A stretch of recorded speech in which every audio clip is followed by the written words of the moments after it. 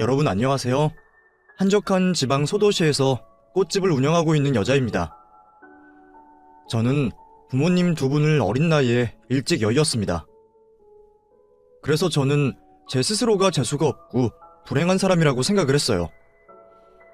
그리고 결혼 후 남편이 저에게 이혼을 요구할 때도 제 인생은 끝끝내 불행으로 결말을 짓겠구나 했었죠. 하지만 사람은 죽으란 법이 없다고 하잖아요. 그리고 웃는 이에게 복이 오고 착하게 살면 그 복이 다시 되돌아온다는 말이 있지 않습니까? 불행한 삶이라고 생각하는 와중에도 웃음을 잃지 않고 나름 착하게 살았다고 생각하는 저에게도 좋은 일이 생겼습니다. 바로 제가 제 삶의 두 번째 엄마를 얻어 지금 행복하고 평화로운 삶을 살고 있다는 것이에요. 저의 두 번째 엄마의 정체는 바로 저의 전시모랍니다. 남편과 이혼을 했는데 어떻게 전시모와 모녀지간으로 지낼 수 있게 되었는지 다들 궁금하시지 않으세요? 제가 이야기를 한번 재미있게 풀어볼 테니 집중해서 들어주셨으면 합니다. 앞서 말씀드린 것처럼 저는 부모님을 어린 나이에 잃었습니다. 저를 낳으시고 2년 후에 암에 걸리시게 된 엄마는 제가 5살이 되던 해에 세상을 떠나셨습니다. 그리고 아빠는 제가 20살이 되던 해에 엄마와 같은 병으로 세상을 떠나셨고요. 부유한 편이 아니었지만 아빠가 남겨준 유산이 조금 있어서 저는 그 돈을 가지고 고향인 서울에서 지방 소도시로 내려갔습니다. 아빠가 돌아가신 후에는 한창 제 스스로를 불행한 사람이라고 생각해서 마음이 많이 힘들었습니다. 마음에 여유가 없어서 그런지 사람 많고 복잡하고 또 많은 사건 사고들이 일어나는 서울에서 살기가 싫더라고요. 그래서 한적하고 조용한 곳으로 내려온 것이었습니다. 아가씨, 여기에 꽃집 차리려고 그래? 그렇지 않아도 동네가 칙칙했는데 처음 보는 젊은 아가씨가 와서 꽃집을 차린다니까 기대가 되네. 내가 동네 아줌마들한테 소문 많이 내줄게. 지방으로 내려간 저는 아파트 단지가 많이 들어선 상가 1층에 꽃집 겸 카페를 차렸습니다. 제가 꽃집과 카페 창업을 선택한 이유는 예쁜 꽃과 향기로운 커피향을 맡으면 심신의 안정이 되었기 때문입니다. 처음 가게를 차릴 때는 젊은 손님들이 줄을 이을 줄 알았는데 생각 외로 어머님들이 많이 찾아오셨습니다. 여기서 커피 마시면 꽃밭에서 마시는 것 같아서 기분이 좋아. 맛있는 커피도 마시고 공짜로 꽃도 구경하고 얼마나 좋아. 어머님들이 꽃을 좋아하셔서 그런지 꽃을 보며 커피를 마시는 것을 좋아하셨습니다. 매일같이 카페로 찾아와 수다를 떠시는 어머님들을 보며 저희 엄마가 생각나기도 하고 마음이 따뜻해져서 어머님들이 제 카페에 찾아오시는 게 저는 정말 좋았습니다. 사장 아가씨, 나 또 왔어. 친구들은 오늘 다 약속이 있다고 못 와서 나 혼자 왔네. 내일 먹던 커피로 한 잔 줘. 비가 오나 눈이 오나 매일같이 저희 가게에 출석 도장을 찍으시는 어머님이 한 분 계셨습니다. 그 어머님은 피부가 진주빛의 아주 단아한 분위기의 어머님이셨어요. 여사님은 저희 가게랑 가까운 곳에서 사세요? 매일 들러주셔서 감사해요 정말. 우리 집 여기 바로 앞 5분 거리에 있어. 내가 꽃을 좋아해서 어릴 때 내 꿈이 꽃집 사장하는 거였거든. 그래서 꽃 구경하러 오는 거야. 그래도 괜찮지? 노인네들 때문에 장사하는데 방해되는 게 아닌가 싶네. 아니에요. 저는 여사님들이 저희 카페 와주셔서 정말 좋고 감사드려요. 그러니까 매일매일 와주세요. 다음 날에도 어머님들이 저희 카페에 와주셨습니다. 꽃을 좋아해서 꽃집 사장님이 되고 싶다는 어머님 말씀이 계속 귀에 맴돌았던 저는 카페에 오신 어머님들께 꽃 한 송이씩을 나눠드렸습니다. 내가 어제 사장 아가씨한테 괜한 이야기를 했나 봐. 내가 꽃 좋아한다고 해서 이렇게 나눠주는 거야? 그러지 않아도 되는데. 우리 아들이 매일 여기서 꽃 한 송이씩 사오거든. 아, 맞다. 윤호가 여기서 매일 꽃 사다 준다고 했지? 매일 여기로 오는 거면 사장 아가씨도 누군지 알겠다. 여기 매일 꽃 사러 오는 청년이 이 언니 아들이야. 이 동네 유명한 효자. 저희 꽃집에서 매일 꽃을 사와준다는 아들이 있다는 어머님의 말에 그 손님을 단번에 떠올릴 수 있었습니다. 제 또래의 남자였는데 매일 퇴근 시간쯤 와서 꽃 한 송이씩을 사가시는 분이 계셨습니다. 저는 당연히 아내에게 사다 드리는 로맨티시스트라고 생각했는데 어머니께 사다 드리는 효자일 거라고는 감히 상상도 못했습니다. 그리고 그날 저녁에도 그 아드님은 어김없이 저희 꽃집에 들렀습니다. 오늘 새로 들어온 꽃 있으면 그걸로 한 송이 부탁드립니다. 저는 주문받은 꽃 한 송이가 아닌 2송이를 포장해 건넸습니다. 그러자 아드님이 크게 당황해했습니다. 사장님, 꽃 잘못 주신 것 같은데요. 저 2송이가 아니라 한 송이로 주문했어요. 한 송이는 서비스예요. 어머님이 매일 저희 카페에 오시는 거 아세요? 오늘 어머님께서 아드님이 매일 저희 카페에서 꽃을 사다 주신다고 말씀해 주셨거든요. 어머님한테도 손님한테도 감사해서 드리는 거예요. 아, 어머니가 말씀하셨어요? 이거 참 부끄럽네요. 감사하게 받겠습니다. 어머니가 좋아하실 것 같아요. 꽃이 이어준 인연이라고 해야 할까요? 꽃이 좋아 매일 저희 카페에 찾아오시던 어머님은 저의 시모가 되었고, 꽃을 좋아하는 어머니를 위해 저희 꽃집에서 매일 꽃 한 송이를 사가던 아드님은 저의 남편이 되었습니다. 남편과 사적인 대화를 처음 나누게 된 날부터 저희는 매일매일 많은 대화를 나눴습니다. 그리고 어느 시점부터는 커피를 마시면서 더 긴 대화를 나누기도 했습니다. 지민씨, 저 커피 한 잔 내려주실래요? 날이 추워져서 그런가 따뜻한 커피가 한 잔이 마시고 싶어졌네요. 윤호씨 커피 안 드시길래 안 좋아하시는 줄 알았는데 커피 말고 다른 거 드실래요? 저 커피 안 좋아하는 거 들켰네요. 커피만 마시면 가슴이 두근거리고 밤에 잠을 못 자서 안 마시거든요. 그럼 커피 말고 다른 걸로 부탁드려요. 그날 이후부터 남편과 커피를 마시는 일이 카페 마감 전에 필수 루틴이 되었습니다. 밤마다 문 닫은 카페 안에서 남편과 커피를 마시고 있는 모습을 누군가가 본 건지 어머님들 사이에 남편과 제가 교제를 한다는 소문이 나기 시작했습니다. 사장 아가씨, 윤호랑 사귄다는 말이 사실이야? 밤마다 여기서 윤호랑 데이트한다는 소문이 동네에 쫙 났던데. 어머, 우리 금자 언니 드디어 며느리 얻는 거야? 둘 다 선남선녀라 잘 어울리긴 해. 그치? 사장 아가씨, 우리 윤호랑 결혼하면 내가 축의금 왕창 낼 테니까 생각해봐. 윤호한테 시집 가면 시집살이도 안 당할 거야. 그건 내가 보장해. 시모의 귀에까지 남편과 제가 사귀고 있다는 소문이 들어가게 되자 남편이 저에게 말했습니다. 지민씨, 이렇게 된 거 우리 진지하게 한번 만나볼까요?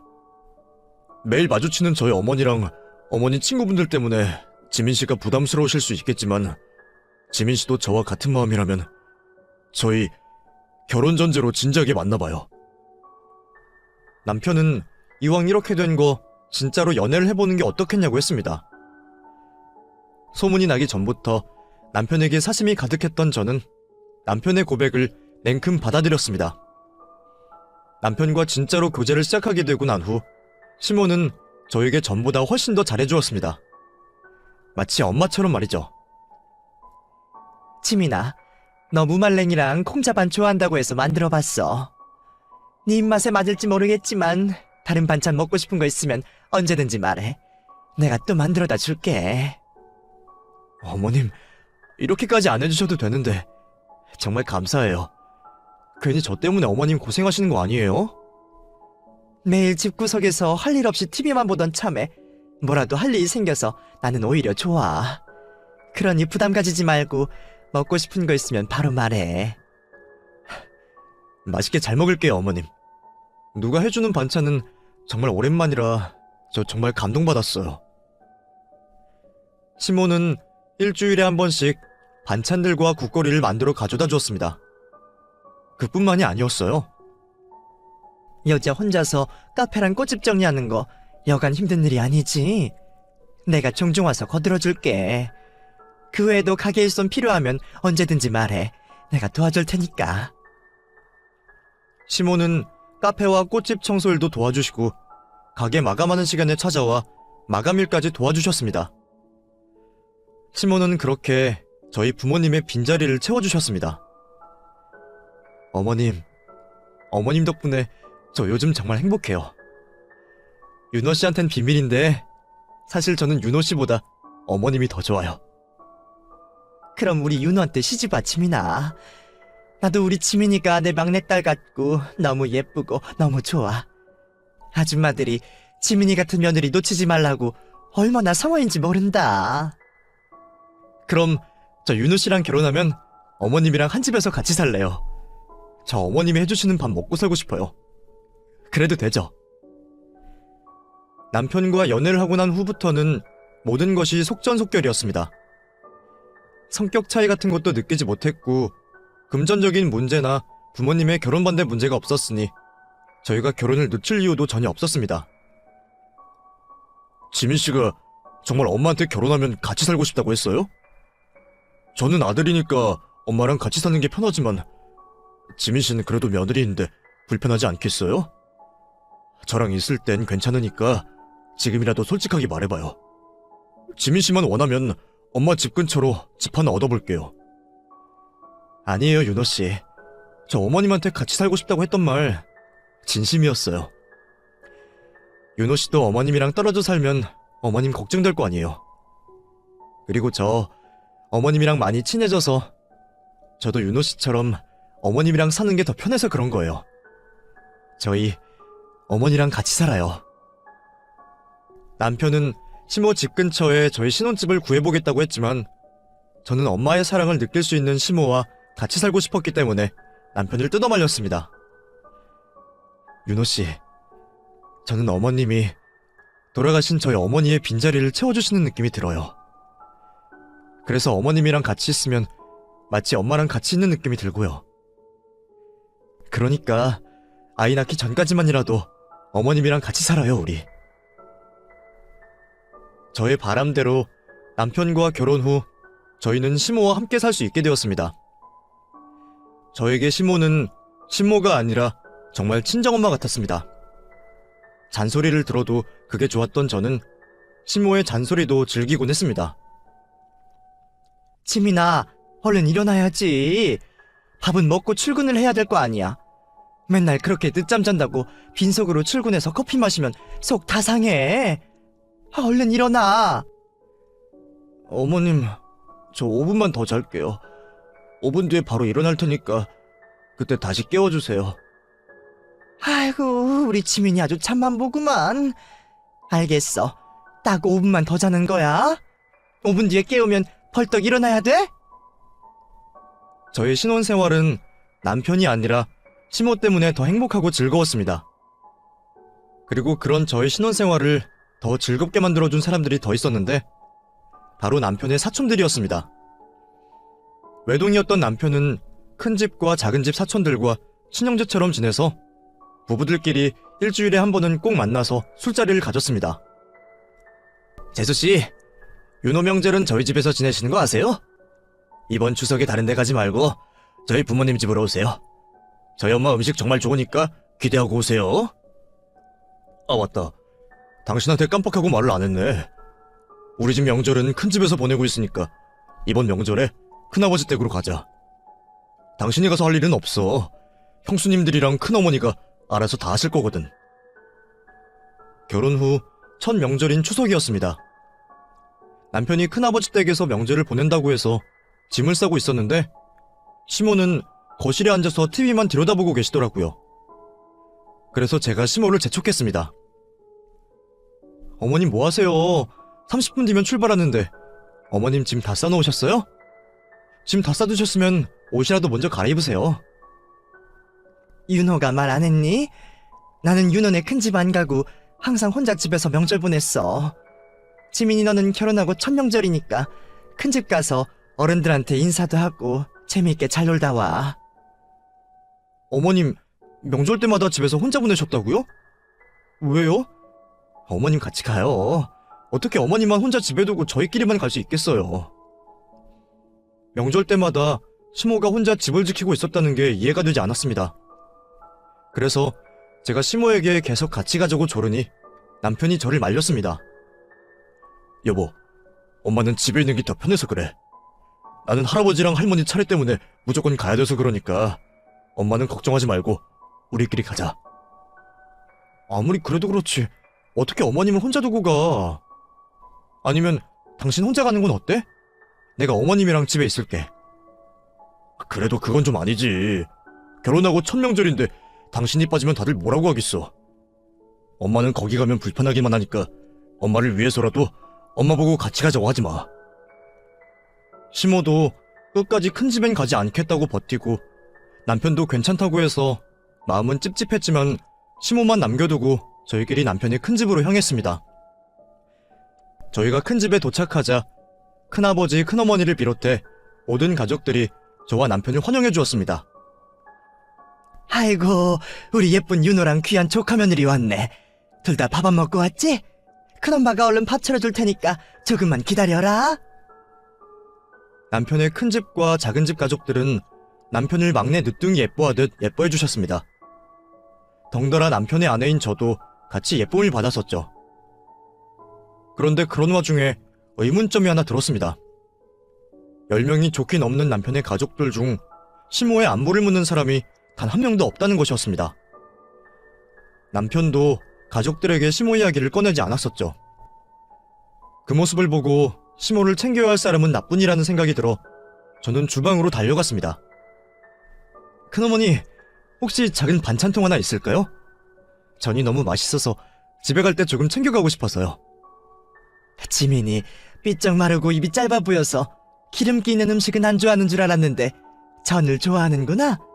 잡채도 같이 챙겨줄까? 제가 먹을 게 아니라 집에 계시는 저희 어머님 좀 챙겨드리려고요.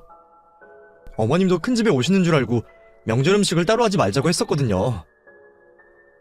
전을 챙겨 저희 시모에게 가져다 주려고 한다고 했더니 큰어머니가 표정을 싹 굳히시며 냉소적인 말투로 말씀하셨습니다. 지민아, 생각해보니까 너 챙겨줄 전이 없을 것 같다. 지금 여기 있는 걸로는 여기 있는 식구들 한 끼 더 먹을 수 있을랑 말랑하는 양이라서 안 될 것 같네. 미안하다. 너희 시어머니 먹이고 싶거든. 근처에 있는 시장이나 마트 가서 전 모둠 파는 거 사서 먹여라. 시모에게 나눠줄 전이 없다고 말한 뒤 주방을 빠져나가는 큰어머니를 보며 느꼈습니다. 남편의 큰 집과 작은 집 식구들은 저희 시모를 싫어한다는 것을요. 그것을 깨닫게 된 제가 남편을 따로 불러 물었습니다. 여보, 어머님이랑 큰어머니 사이 안 좋으셔? 아까 내가 어머님 가져다 드리게 전 좀 달라고 하니까 자기들 먹어야 된다고 줄 거 없다고 딱 잘라 말씀하시더라. 눈앞에 전이 한 무더기 있는데 그렇게 말씀하시는 거 보니까 큰어머니가 우리 어머님 싫어하시는 것 같아서 말이야. 당신 큰어머니 앞에서 엄마 얘기 꺼냈어? 당신한테 말 못한 게 있는데 오래전에 엄마가 우리 큰어머니한테 아주 큰 잘못을 한 게 있어서 큰어머니랑 큰아버지가 엄마를 많이 안 좋아해. 그래서 엄마도 여기 안 오려고 했던 거고. 앞으로 다시는 우리 큰집 식구들 앞에서 엄마 이야기 막 꺼내지 마. 알겠지? 시모가 도대체 큰어머니에게 어떤 큰 잘못을 했길래 가족들이 시모를 단체로 왕따를 시키는 건가 싶었습니다. 왕따라는 단어 자체가 자극적이긴 하지만 제 눈에는 그렇게밖에 보이지 않았어요. 제가 계속해서 시모 걱정을 하자 남편이 저에게 먼저 집으로 돌아가 있으라고 했습니다. 안 그래도 나도 엄마 혼자 집에 두고 온 게 마음에 걸리더라고. 당신 지금 집에 가도 뭐라고 할 사람 아무도 없으니까 먼저 가서 엄마랑 좀 같이 있어줄래? 당신도 여기 있으면 엄마 때문에 마음만 불편할 거 아니야. 어른들한테 이사 드렸으니까 나는 어머님한테 가 있는 게 맞는 것 같아. 어머님 말씀으로는 괜찮다고 하셨지만 명절에 혼자 집에 있으시는 게 얼마나 외로우시겠어. 나 먼저 가볼 테니까 당신이 다른 가족들한테 잘 좀 말해줘.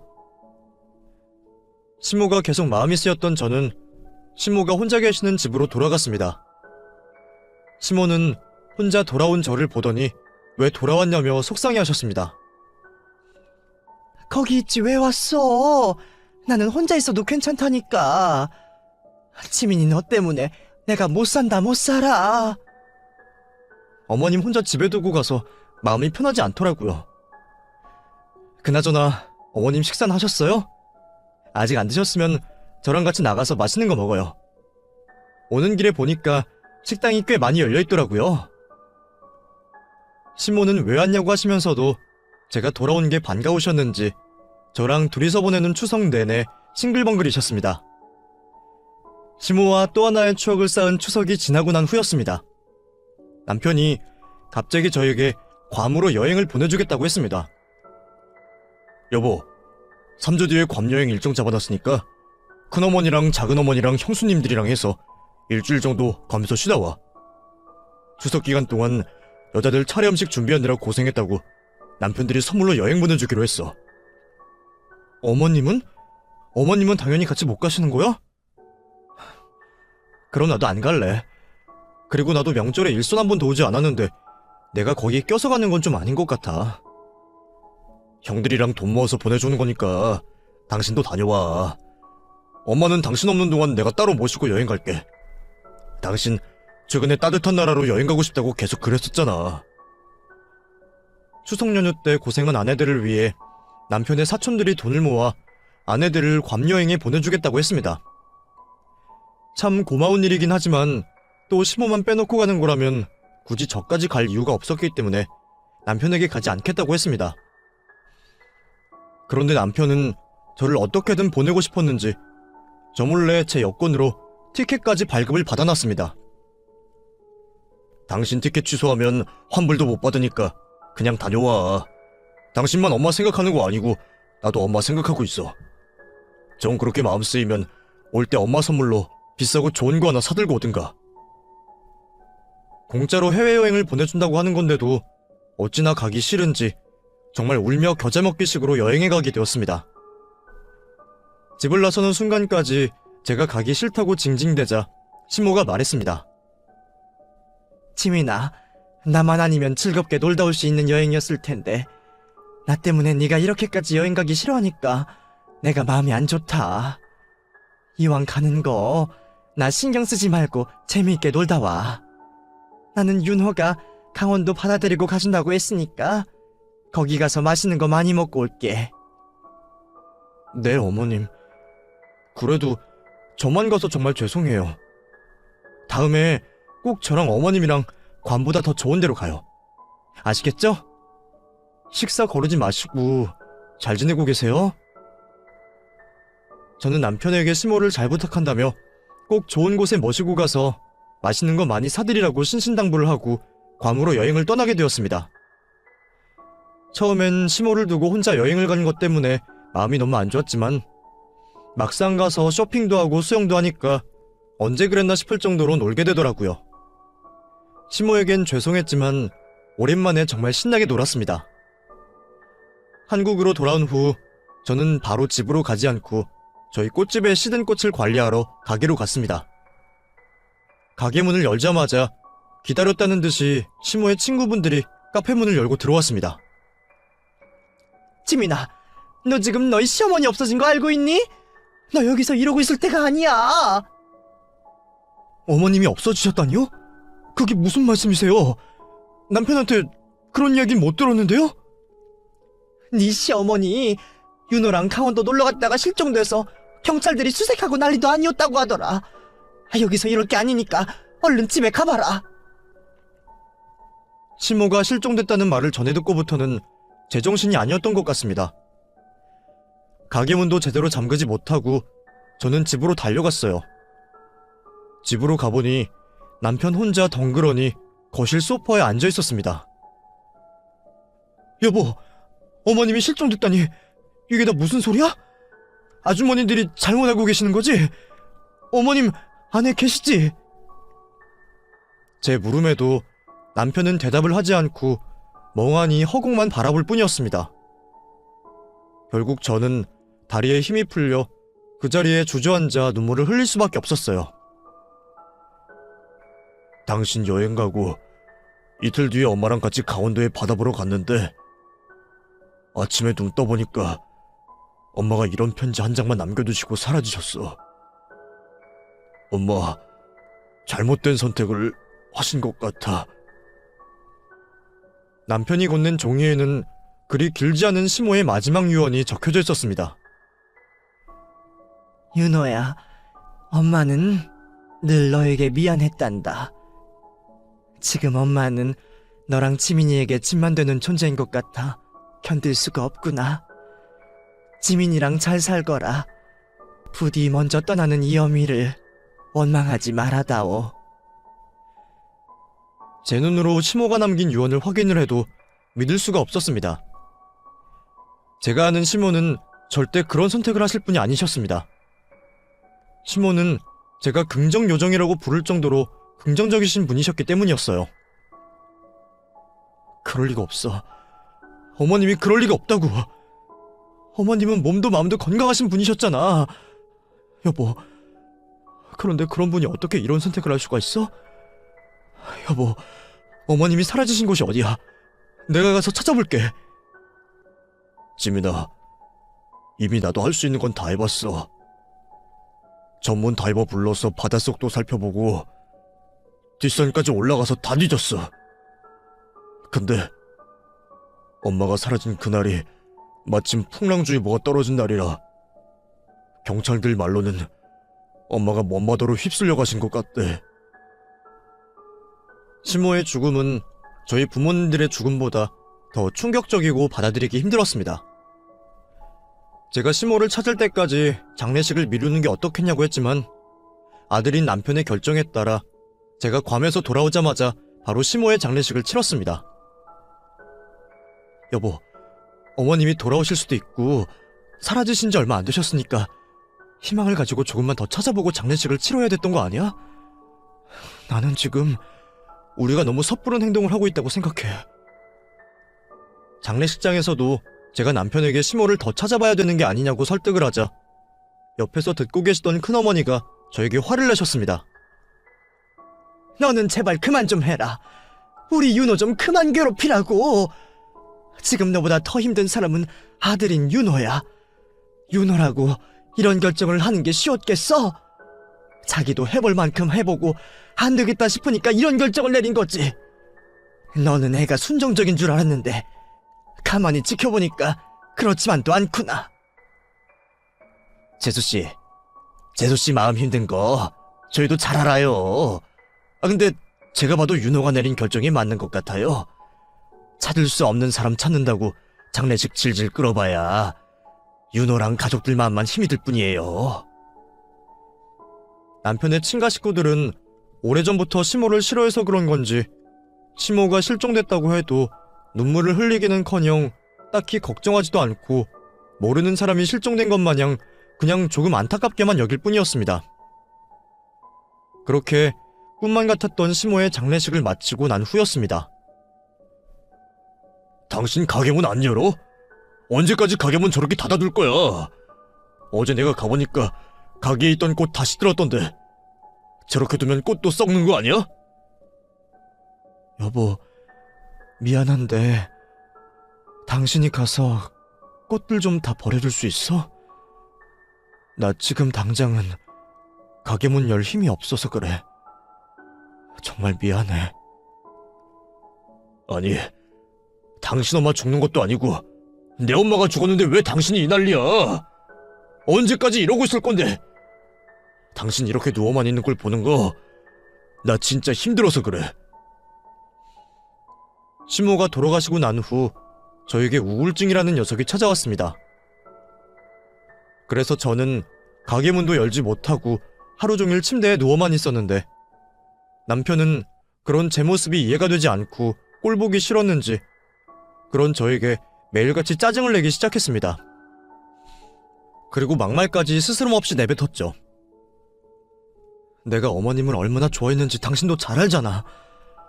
그래서 이렇게 힘든 건데 왜 당신은 나를 이해하지 못한다는 식으로 말을 해?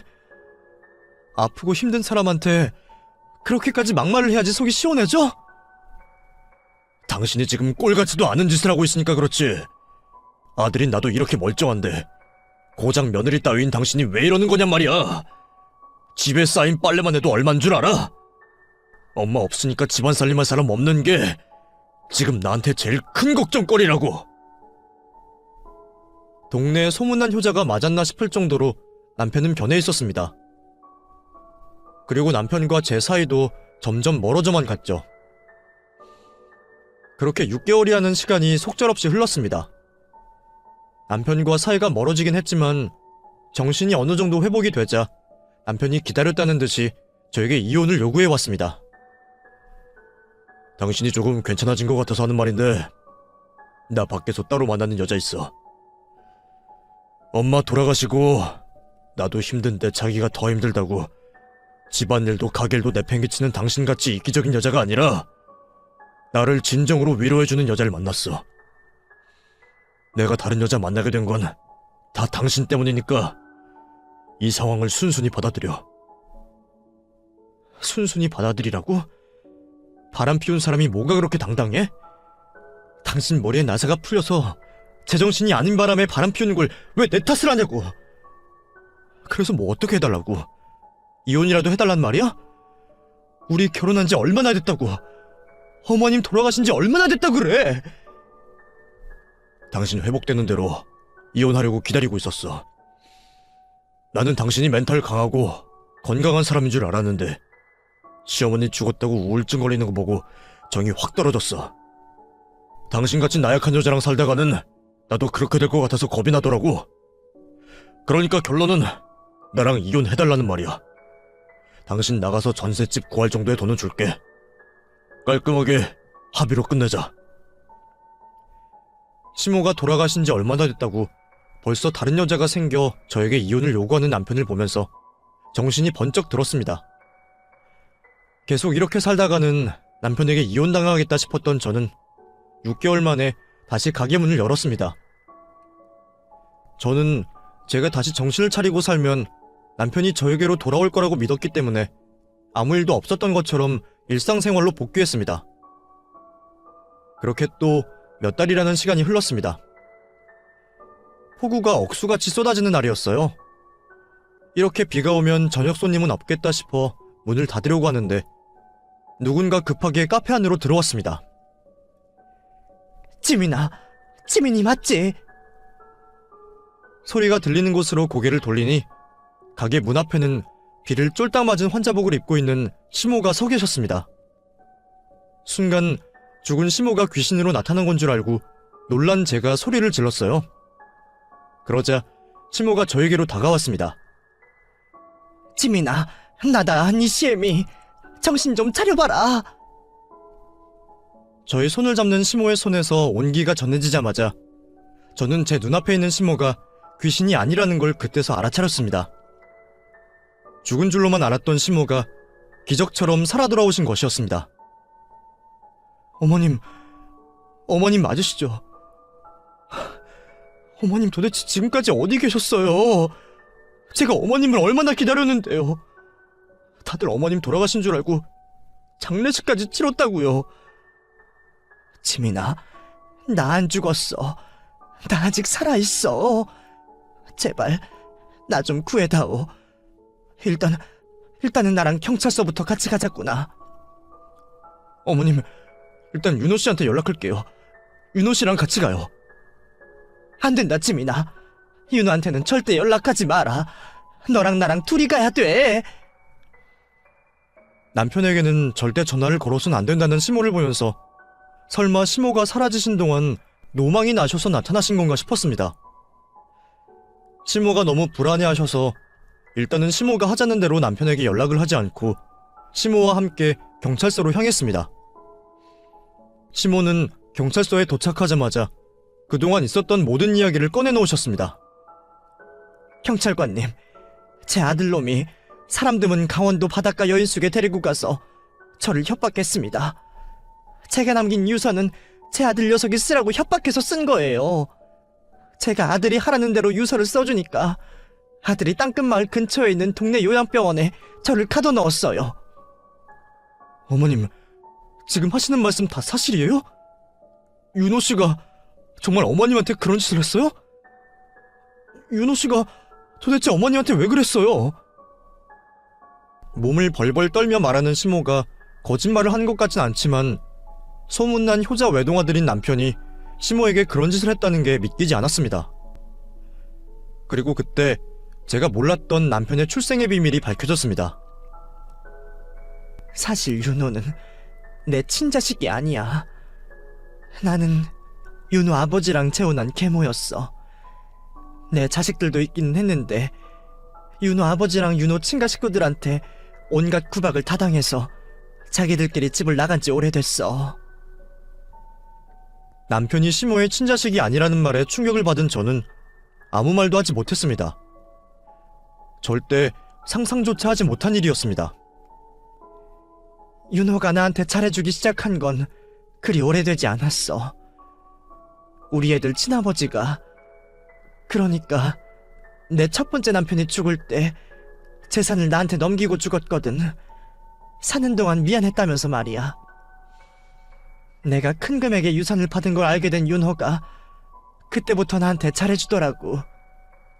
평생 나한테 엄마라고 부르지 않던 놈이 엄마라고 부르고 같이 살자면서 우리 집까지 짐을 싸들고 들어온 거야. 어머님, 그럼 윤호 씨가 돈 때문에 어머님을 모시고 살았단 건데 왜 그걸 아시고도 안 내쫓으셨어요? 아무도 없이 혼자 사는 게 너무 외로웠었는데 윤호가 우리 집으로 들어와서 아들 노릇 해주니 너무 행복하더라고. 비록 거짓된 행동이라고 해도 나는 윤호가 내 옆에 있어주는 게 참 고마웠어. 그렇게라도 누군가랑 같이 있고 싶었거든. 시모의 사연을 듣고 눈물을 흘리지 않을 수가 없었습니다. 제가 눈물을 보이자 시모도 그제야 눈물을 터뜨리셨습니다. 그렇게 저와 시모는 경찰서에서 한참을 껴안고 울었습니다. 남편이 시모를 요양원에 버린 것이 확인되자마자 남편은 바로 구속됐는데 수사를 하는 과정에서 알게 된 충격적인 사실이 더 있었습니다. 바로 남편이 시모를 죽은 것으로 위장했던 계획은 혼자 계획한 것이 아니라 남편의 큰 집 식구들과 작은 집 식구들과 함께 계획을 한 것이었습니다. 이 사실을 알게 된 제가 남편을 찾아가 물었습니다. 당신 어머님 죽은 걸로 위장하려고 일부러 나 괌으로 여행 보냈던 거였어? 여보, 나는 진짜 억울해. 큰아버지랑 작은아버지가 이렇게 하자고 해서 나는 시키는 대로 했을 뿐이야. 진짜야. 당신은 내 말 믿지? 당신 큰아버지랑 작은아버지는 당신이 주도한 일이고 당신이 도와주면 어머님 재산 나눠주겠다고 했다던데? 당신 이미 당신 가족들한테 배신당한 지 오래야. 제발 나한테만큼은 솔직하게 말해. 시모의 죽음을 위장하고 시모를 요양원으로 유기시킨 동범인 남편의 친가가족들도 하나둘씩 구속을 당하게 되자 큰어머니가 저와 저희 시어머니를 찾아왔습니다. 동서, 이거 다 윤호가 작정하고 저지른 일이야. 윤호가 가색 떨면서 동서 모시고 사는 거 너무 힘들다고 하루라도 빨리 동서 재산 받고 싶다면서 동서가 스스로 죽은 것처럼 위장할 수 있게 도와달라고 사정을 해서 우리도 어쩔 수 없이 도와준 것뿐이라고. 큰어머니, 지금 와서 그게 다 무슨 소용이에요? 윤호 씨가 계획한 일이 범죄라는 걸 모르시고 도와주신 건 아니잖아요. 다들 이게 얼마나 큰 범죄인지 다 알고 계셨잖아요. 나는 친모가 아닌 계모를 억지로 모시고 사는 윤호가 너무 안타까워서 그랬어.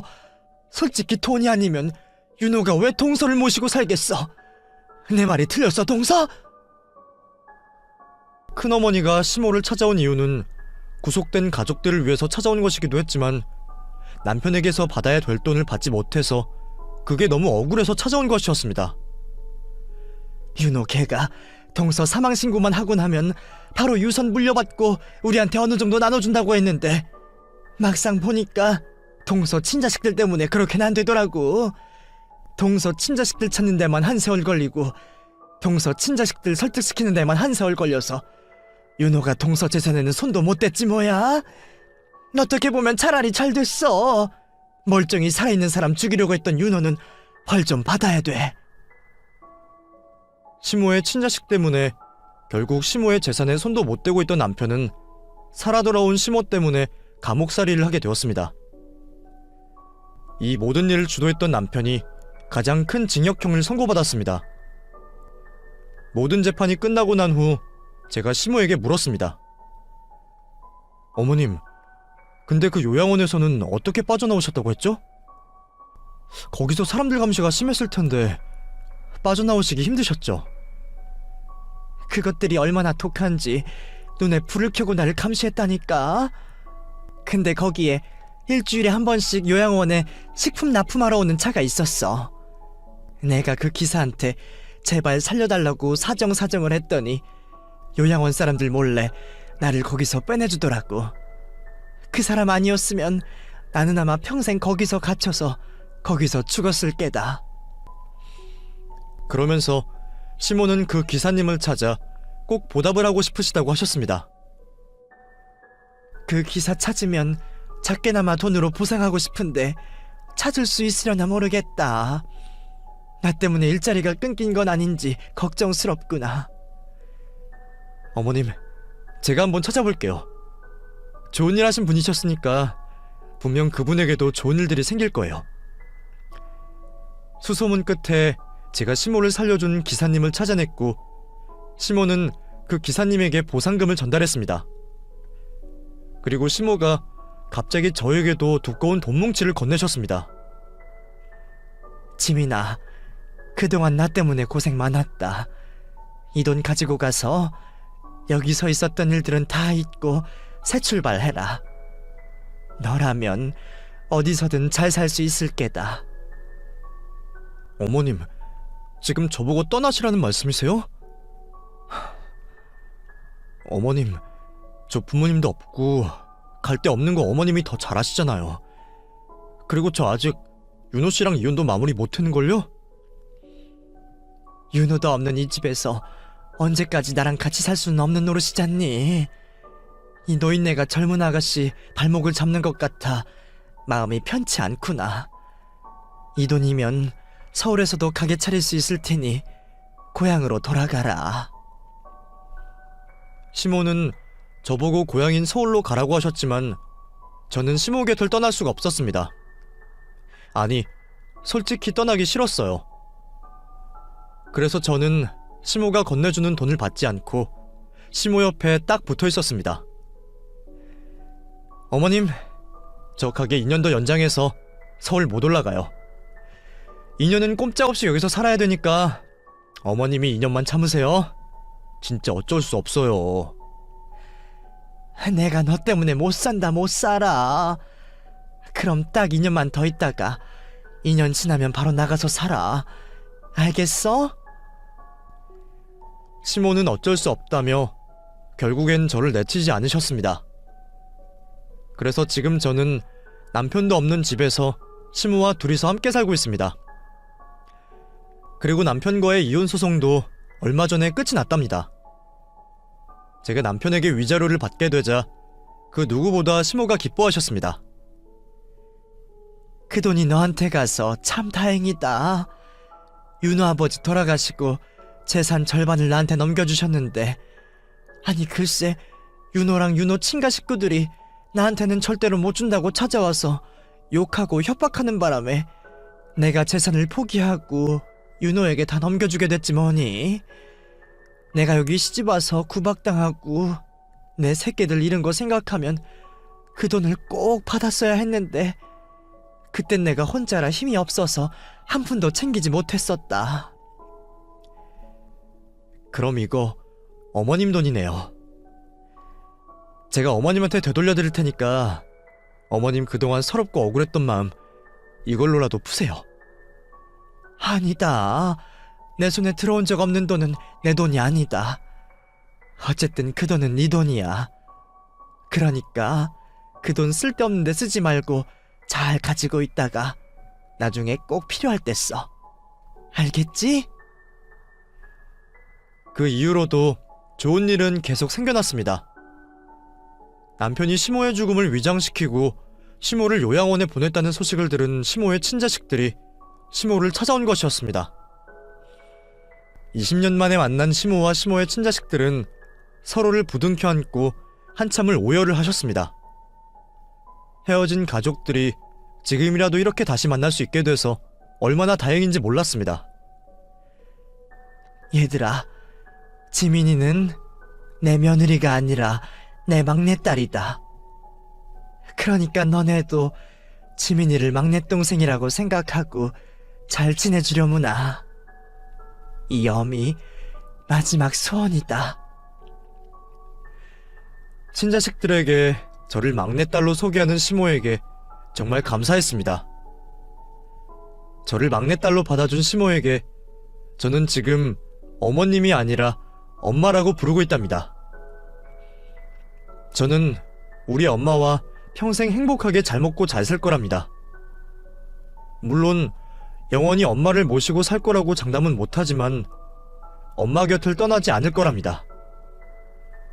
지금까지 많은 아픔과 고난이 있었지만 결국엔 결말은 해피엔딩인 걸 보면 저는 정말 행운아인 것 같습니다. 지금 힘든 시간을 보내고 계신 분들이 계시다면 여러분들에게도 반드시 좋은 시간들이 찾아올 거니 조금만 더 버티시라고 말씀드리고 싶습니다. 여러분 모두 건강하시고 행복하세요.